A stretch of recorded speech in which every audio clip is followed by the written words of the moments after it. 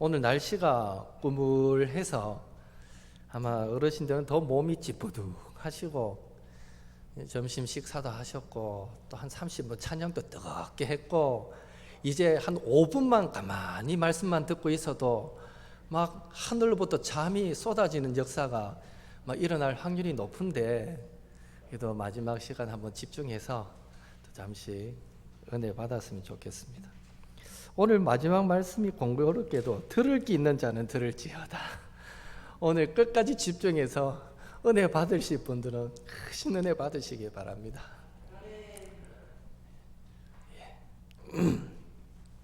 우리는 지난 시간에 하나님 나라 백성이 무엇인가에 대해서 나누었습니다. 하나님 나라의 백성은요, 하나님 나라의 통치자이신 주 예수 그리스도 그분께 순종하고 그분만을 따르며 살아가는 그분의 제자가 바로 하나님 나라 백성이다 그랬습니다. 그래서 제자로서의 예수님을 따른다라는 것은 예수님께서 당하셨던 그 고난과 죽음에까지 동참하는 각오로 자기 십자가를 지는 길이고 자기를 부인하는 삶이 되어야 한다라는 말씀도 드렸습니다.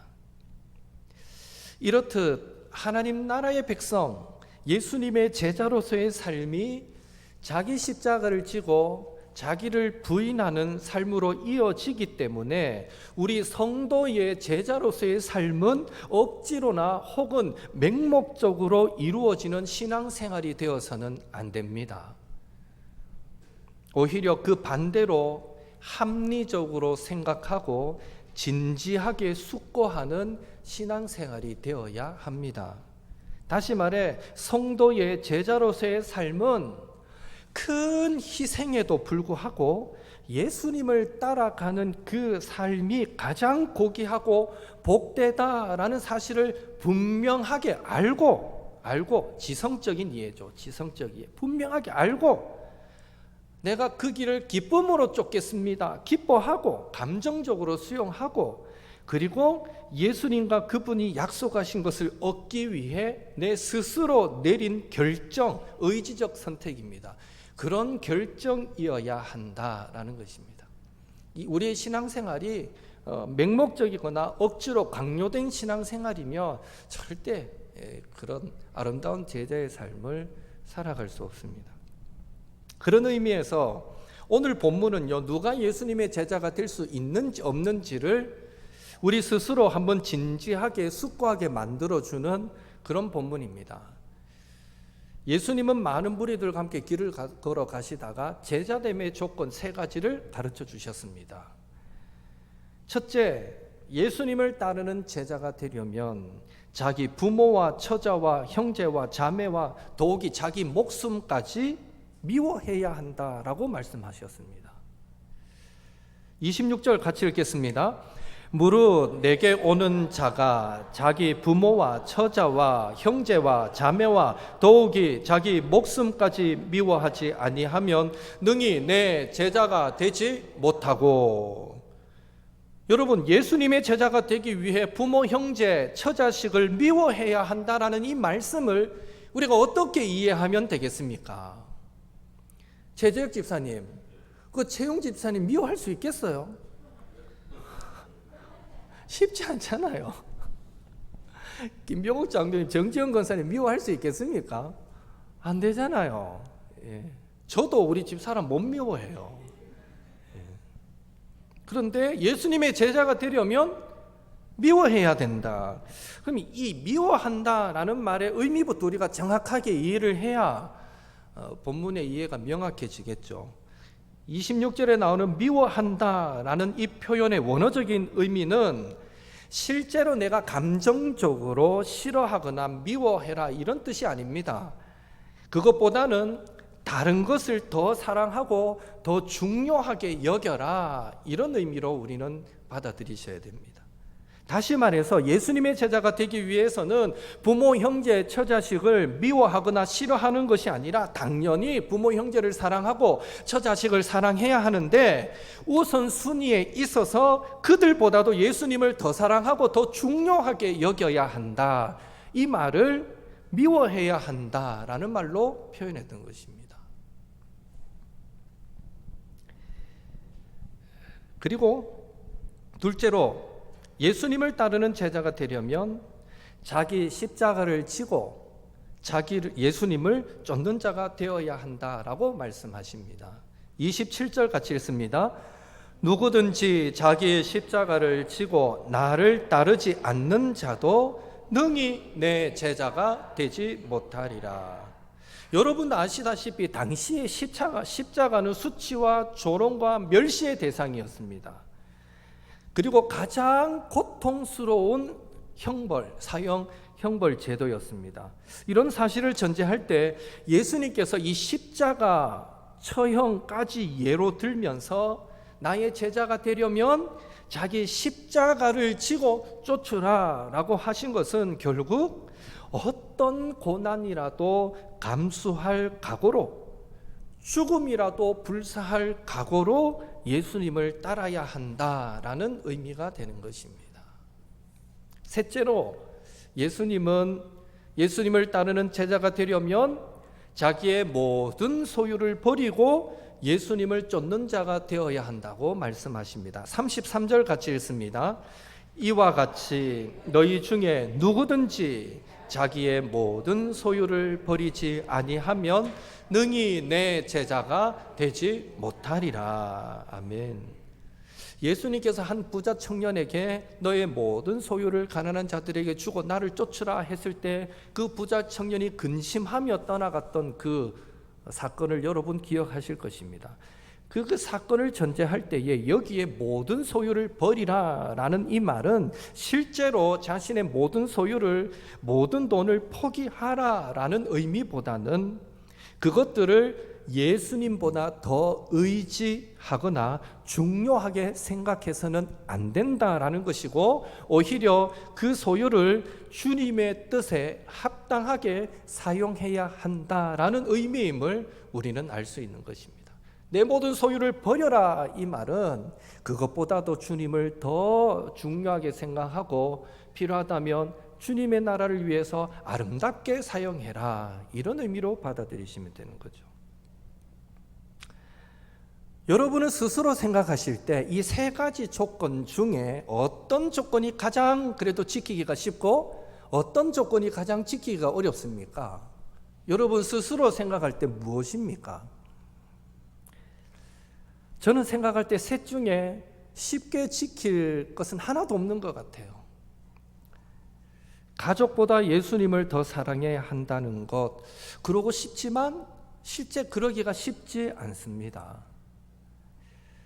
예수님을 사랑하는 것보다 죽음을 불사하는 각오로 예수님을 따르는 것이 더 지키기 어려운 것 같습니다. 또 죽음을 불사하는 각오로 예수님을 따르라는 것보다 자신의 모든 소유를 버리라는 것이 더 어렵다는 생각이 듭니다. 갈수록 지키기가 어려운 것 같아요. 분명 어느 것 하나 우리가 우리 의지적으로 쉽게 지킬 수 있는 그런 계명은 없습니다. 그런 의미에서 예수님께서 예수님의 제자가 되려고 따르는 많은 무리들에게 너희들이 나를 따르려면, 내 제자가 되려면 이 세 가지 조건을 얘기하시면서 이렇게 되어야 된다라고 말씀하신 궁극적인 이유는 예수님의 이 제자의 길은 아무 생각 없이는 결코 따를 수 없는 길이고, 사려 깊은 생각을 통한 분명한 결단과 헌신이 있을 때만이 가능한 길이다라는 사실을 강조하기 위해서였습니다. 그래서 예수님은 두 가지 비유까지 들어주시죠. 첫째, 망대 건축 비유이고 둘째, 전쟁 비유입니다. 두 비유의 핵심 내용은요, 비용 계산을 먼저 해야 한다라는 것입니다. 다시 말해서 망대를 열심히 짓다 보니까 아이고 돈이 모자라네, 이래서 부도나면 안 되니까 망대를 세우기 전에 먼저 얼마나 들 건가 비용을 계산해야 된다는 것입니다. 전쟁을 치르기 전에 전쟁에 지지 않으려면 먼저 내가 이 전쟁에 싸워서 이길 수 있는가 없는가 먼저 계산해 보라는 거예요. 이길 수 있으면 싸우고 이길 수 없을 것 같으면 빨리 사신을 보내서 화청을 청하는 게 더 지혜로운 방법이다라는 것입니다.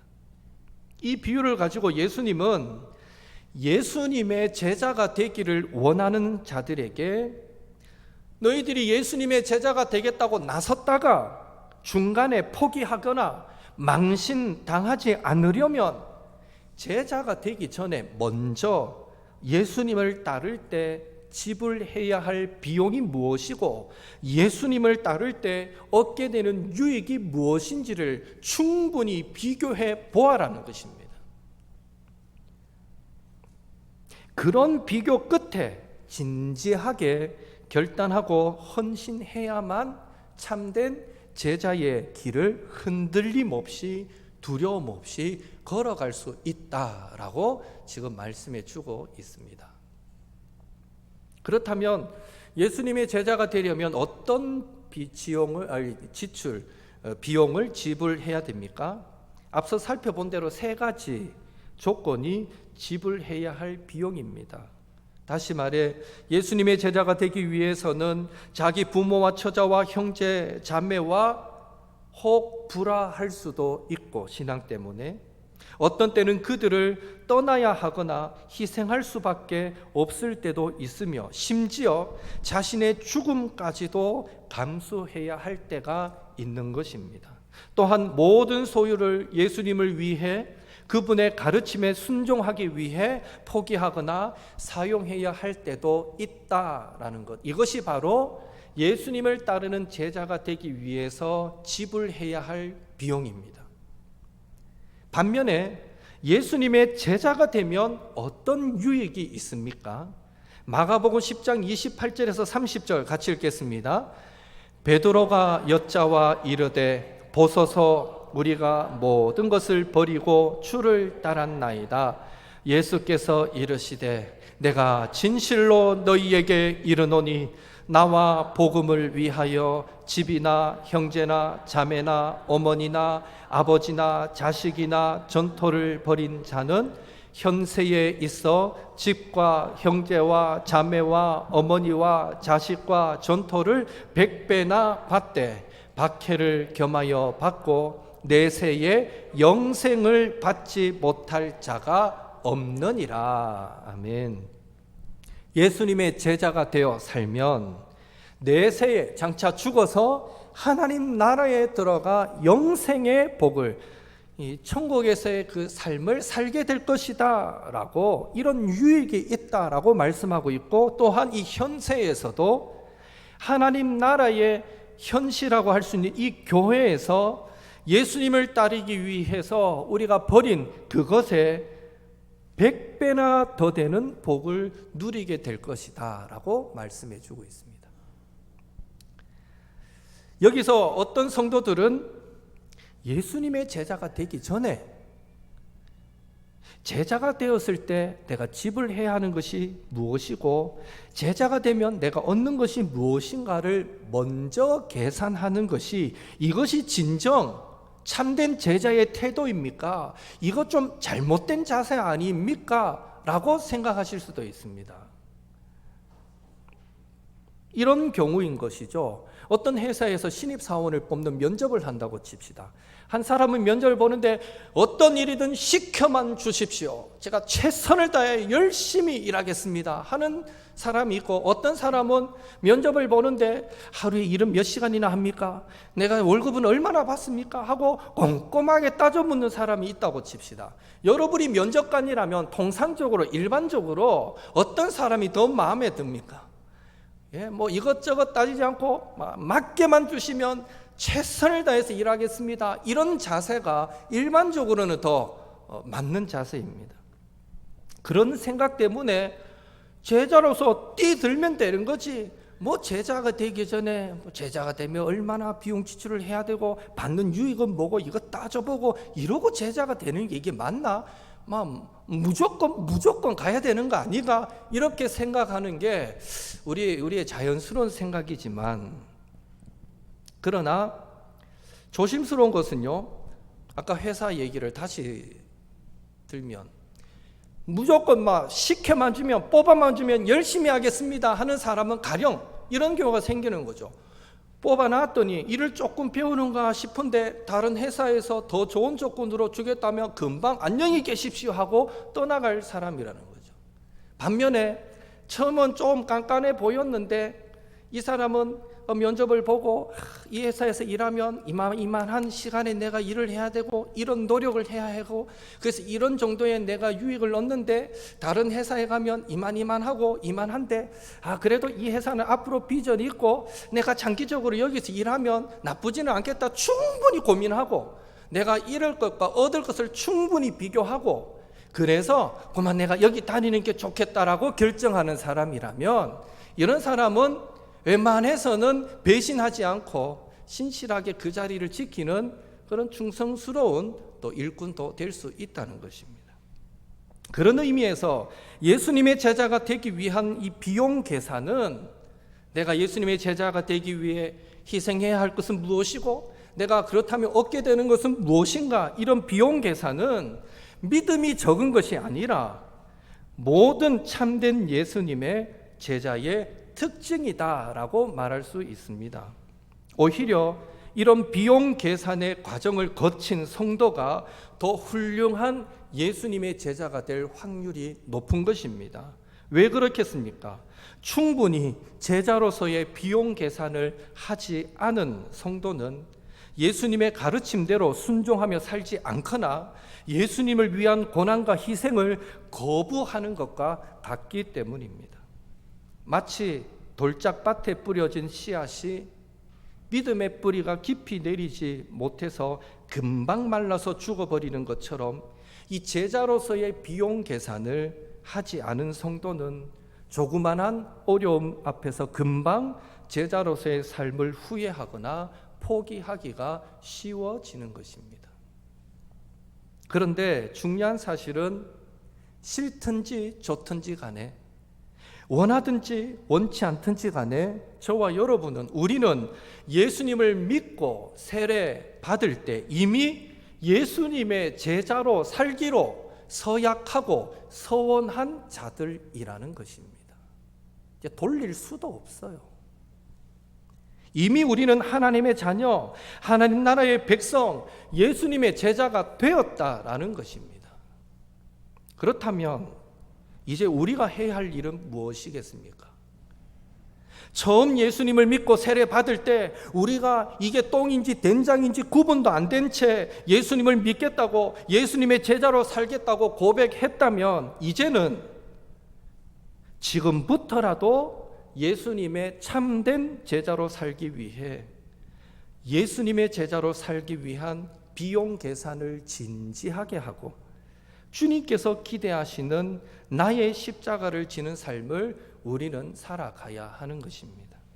바라기는 철저한 비용 계산을 통해서 우리 각자가 나는 하나님께 몇 달란트 받은 자인가 생각해보고 주님을 위해 나는 어떻게 살아야 할 것인가 생각해 보시며 또 주를 위한 이 땅의 수고와 희생과 장차 받아 누릴 그 상급을 비교해 보면서 흔들림 없이 그래도 내가 주의 길을 걷는 것이 손해가 아니겠다라는 확신이 선다면 흔들림 없이 제자의 삶을 아름답게 살아가시는 우리 욕토의 모든 성도님들 되시기를 예수님의 이름으로 축원합니다.